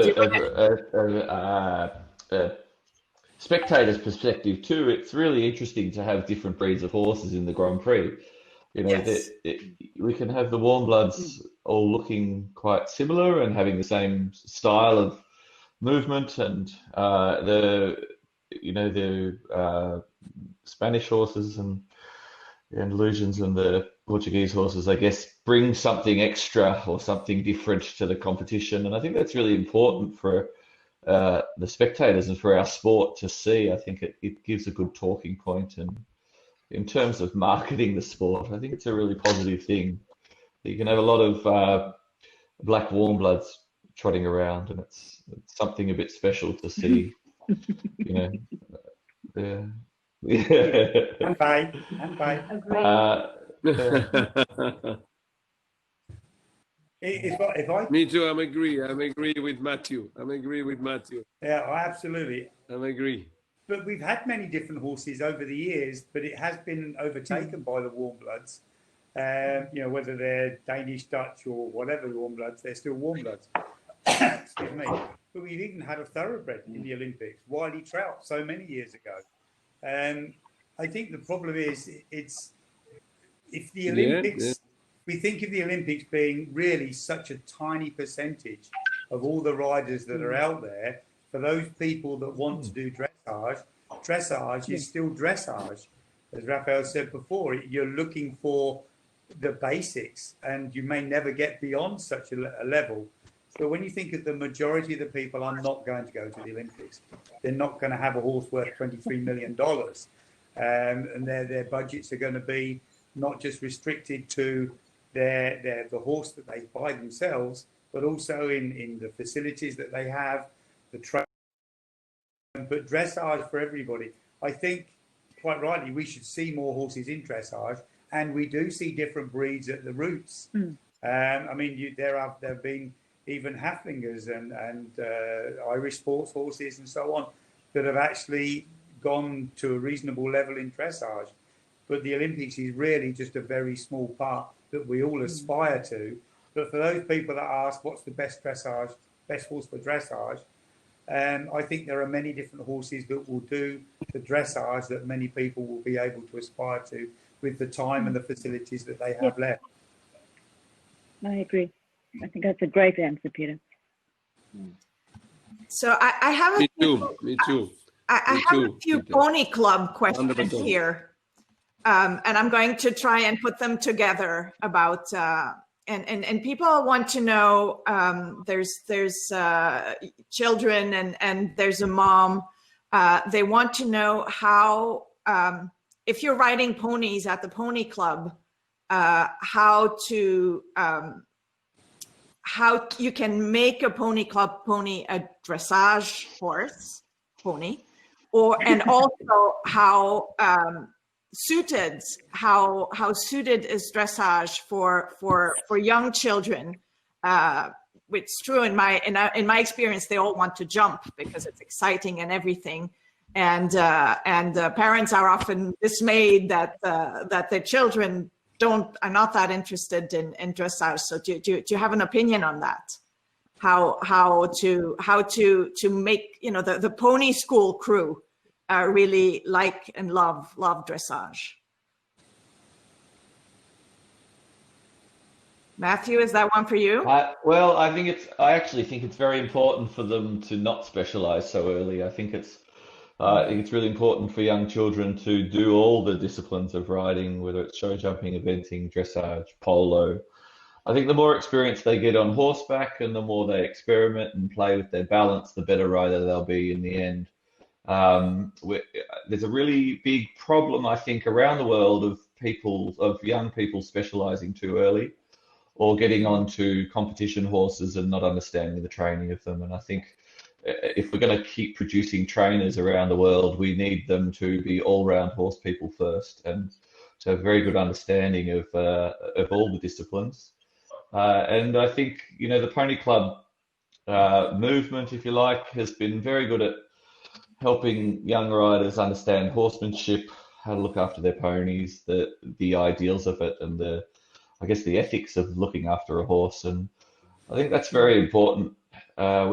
Unfortunately, or some would say fortunately, but we've got an idea happening around the world that young children get a competition horse and they go out to competition and they learn to be very good competition riders, but they don't really have an understanding or a background in the care of the horse. So I'm really careful when people come to me with very young riders that want to focus on dressage. I think it's really very important for their development that they do all phases of the equestrian sports to start with, and it'll improve their balance and their self-awareness and the relationships with their horses.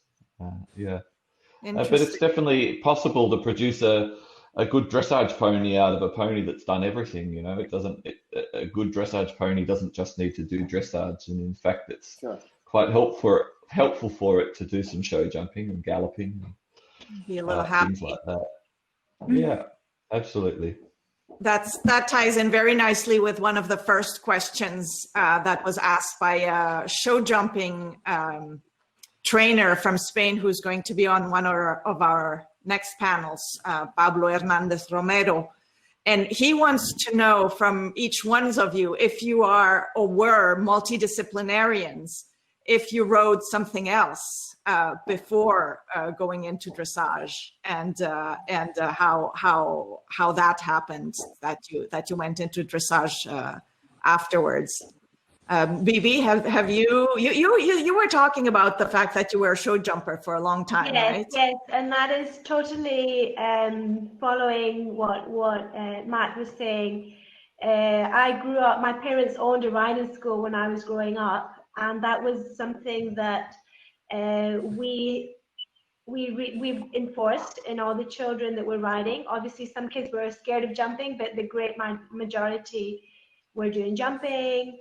We're doing dressage, and obviously I grew up in that environment. So I competed in pony competitions, pony classes, mainly in eventing, and I then moved on to, when I finished my as a 16-year-old, and I could not compete in pony eventing, which is what I really enjoyed as I was growing up. I then moved on to show jumping. And then when I was, I think, early 20s, and this is very bad of me, but we didn't, I rode more other sport, from ponies to more sport, warm bloods and everything for the show jumping. I hadn't, even though I lived in Spain, had not discovered the PRE. And so when I got into my 20s and almost by coincidence, acquired some stallions and started to do dressage with these PREs that we owned. I then decided I don't want to jump anymore. This is really what I want to do. And then I fell in love with my Spanish stallions, and I said, this is just taken me over completely, and then through there I started my relationship with one of the riders from the school, Jose Maria Sanchez Cobos, which is from our area. So I started doing some dressage training with him, and then I discovered the classical dressage, the type of dressage they do at the Royal School, and I thought, this is what I really want to do. And then from there, met Rafael and carried on the relationship, and now actually our business, which was also always about teaching people, and we've always done dressage. I had an Anglo-Arab that I did up to Prince St. George with, but I wasn't in love with it. I was still sort of doing a little bit. I like my dressage, I like my jumping, but I didn't I wasn't completely taken over by it until I started with our PRE stallions, and then the Royal School and Rafael, and now our business has shifted also towards that. We don't jump anymore. we slowly did not replace our jumping horses, put it that way. So we're a purely dressage center now with PRE horses. Yeah, and it's a beautiful center. I've been there. I've been there too. Thank you. Anybody else has a cool story about what they were doing differently when they were young? I can't remember. I was doing. Long ago. I think again, much of what you're saying, Matthew, is when I first started. I was 9 years of age, and I think I went to a riding school. I stayed at the same riding school for many years, and the man who he never taught me. He just showed me, and he was not an academic riding school at all. But what happened there, which I think is sadly missing today, goes back to some of the things that other people have been saying, is we were encouraged to muck out the horses. We were encouraged to groom the horses. We put our own tack on. We were shown how to put the tack on. We cleaned our own tack. When I say ours, we were paying customers. Me, not so after a little while, because I started mucking out everybody else's horses. But we actually learned to be with the horses. We spent hours with them, cleaning them. We would get them in from the fields. We would turn them out. We would ride them, not to be advised nowadays, we would ride them down the road in a head collar with one either side to take them down to the paddocks that were half a mile away. Those sort of things you can't do now. But I see so often now, even riding schools and even places where children come along or young people come along to learn to ride at clinics and so on, they can't even put their own tack on. They often, and not all of them, because I have a wide spectrum of clients come to me from all over the UK, and many of them are older, but often you get a younger person comes along and you think, you've got your groom, you've got somebody driving the lorry, you've got this and that, but you really don't know your horse. You spend no time with it other than when you get on it and ride it. And that I hear of in many of the riding schools as well today, is that the horses are prepared, they get on, they're led around when they're very young, but as they get older, they then just go hacking out, come back, hand the horse over. And that to me gives not a very good start for understanding your horse. Even now at my age, I still muck out my own horses. Not all of them, not every day, but I muck them out. I spend time with them, I feed them, I do all these things. Myself and my partner do everything ourselves. We have people to help when we're working, doing other things, but because we spend time with them, we recognise their weight, we recognise some characteristics that might come in because one thing or another, they're not feeling well, but we only recognise that because we've always spent time with them. And I think that's crucial for anyone learning any part of dressage, is to actually be able to spend time. But that's very hard when you don't own your own horses. Peter, absolutely. We started this conversation saying actually that it's a relationship. And I remember when we started this conversation, which has been absolutely incredible. We've gone around the world with horses. Rafael said, you can either ride dressage or you can't. And I want to say something, Rafael. I think there are only two kinds of people. You either love horses or you don't. And we all here are horse lovers. And it's incredible to see all these questions come in. You know, it's lovely to be able to talk to some amazing minds and such progressive thinkers in the horse world. You know, sadly, we have about 5 minutes of this conversation left. We could go on forever, I know. Whether you have a coffee, whether you have muffins or not, it doesn't matter. I mean, it's been so amazing speaking to all of you. And, you know, from a Cavago standpoint, you know, as the founder, my dream was to connect the horse world, and I can feel so connected. I mean, we are all part of the same tribe, the same family. So I am absolutely delighted to have hosted this conversation as well. And maybe what we can do is the next 4 or 5 minutes is just have one last word from each of you to our audience, and then we can do our thank yous, and I think we're good to go. What do you think? Yep. Who's next? Who's next? Perfect. Cool. So we'll start with Peter, yourself. Some last words before we move on. Just a couple of quotes that I think were worth remembering for many people. The FEI rules, right from the very beginning, one of the most important quotes, I may not get it exactly right, the horse should appear to do the movement as if of its own accord. That, I think, is one of the most critical things that we should be thinking of when we're riding. And when we're judging, we shouldn't be seeing lots of kicking. We shouldn't be seeing lots of pulling. That's inside or outside of the competition arena. To ride with some sort of finesse and tact, as very few people actually have written about. Only Nuno Oliveira has probably written a lot about tact, the tact of the horse. the finesse of the riding. I think Rafael will agree with that because I've seen his riding. That's all I can say really for now. I'm Thank you very much, 100%. everyone. Pleasure to see you again, Rafael. We have met several times before, and your story about Evento reminds me when I met you maybe 25 years ago, and you just got off Evento. Please correct me if I'm wrong, but I seem to remember you saying I could ride 5 of my school horses for riding one of these.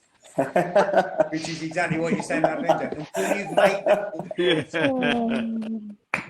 And the last time was just over a year ago when my partner Danielle and I came to the school, watched you in the school, and then were privileged. We were brought round the back by John, your friend, John, you remember, and we met you again. It was wonderful. Yes. It's a small world. It's a small world. So, thank you. Yolanda, yourself? No. Oh, thank you. So firstly, I want to thank you, the other panelists, and thanks the audience for listening in as well. So, you know, I have a bit of a mission in life, and my mission is that to help riders understand that you have an enormous responsibility. And until you understand the way your body moves and the way that movement impacts the carriage of the horse, I think you still have a long way to go in your journey. And it is a journey. So, and that journey starts with you, and it starts with just understanding where your body is in space and time, and understanding how you impact your partner to get to the performance that you want. Thank you. You're welcome. So I'm going to save Rafael for the end. So can I ask Vivi some last comments? Well, it was just to say that I have really enjoyed myself. The time went by really quickly, and I have learned a lot from all of you. And just to the people listening, to keep it fun, make sure that you're enjoying it always.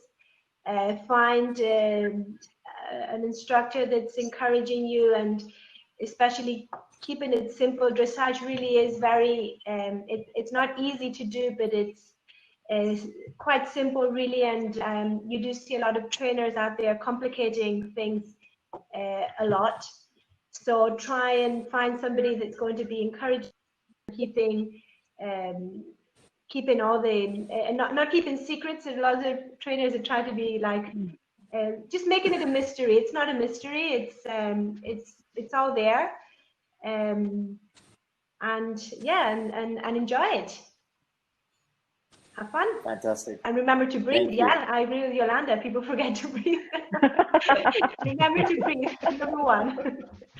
Every time I hear Yolanda say breathe, I go.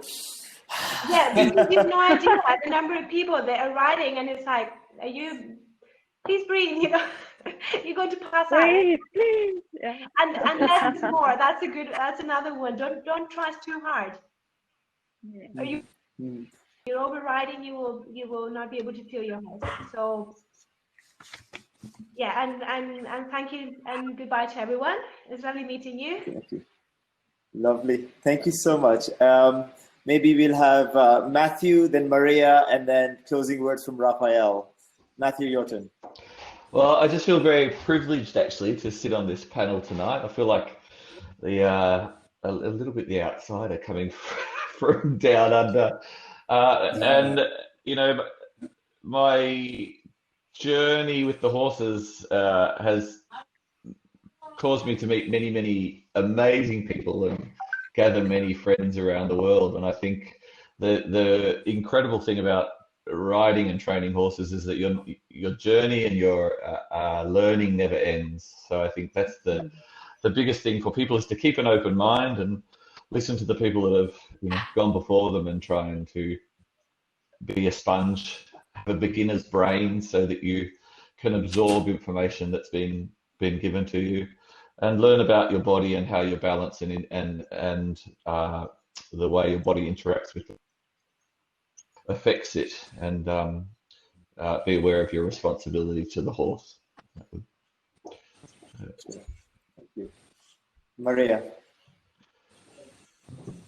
For me, it was a pleasure to be here today, and I would like to thank you all And I would like to say that I would like to invite you all to come here to MP Lusitano Stud Farm when this all COVID-19 was gone, and I hopefully the vaccine will come really soon. And we can all be together very soon. That's my mainly wish, and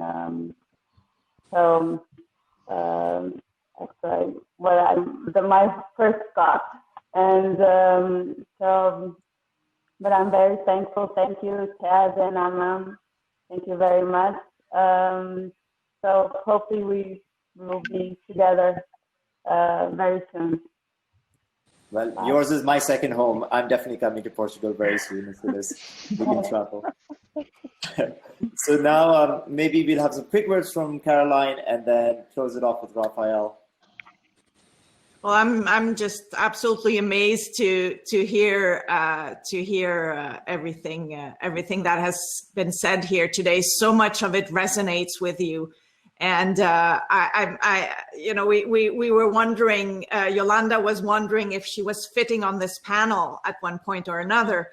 And I think, oh my God, the connection with horse and rider and this whole conversation about, two bodies basically moving together in the most natural and the most elegant and supple possible way. I thought that was absolutely fascinating. So thank you so much for your contribution.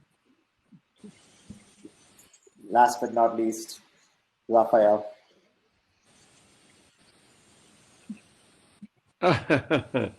Thank you for all of you. You really, I learned a lot about all what you said. Everyone, Peter, Yolanda, Caroline, Matthew, Vivi, and Maria.